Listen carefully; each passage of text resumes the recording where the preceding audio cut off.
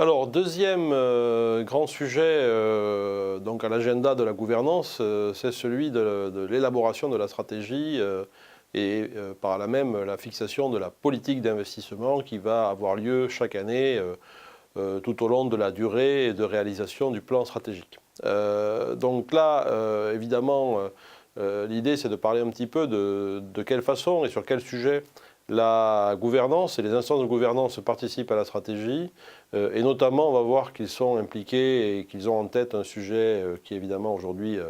clé dans la stratégie des entreprises, c'est-à-dire la responsabilité sociale des entreprises, les questions de RSE et de s'assurer de la façon dont les questions de RSE sont intégrées dans la stratégie.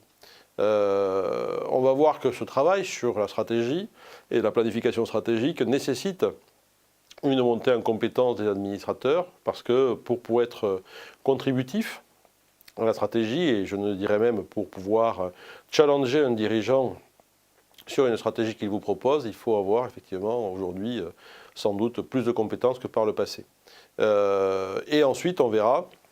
dans les décisions d'investissement. Ces décisions d'investissement sont votées au niveau du Conseil. Cela ne remonte pas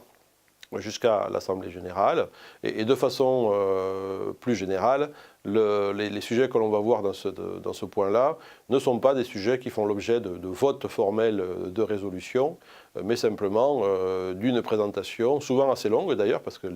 les actionnaires et les participants à l'AG sont très intéressés à savoir un petit peu sur quel chemin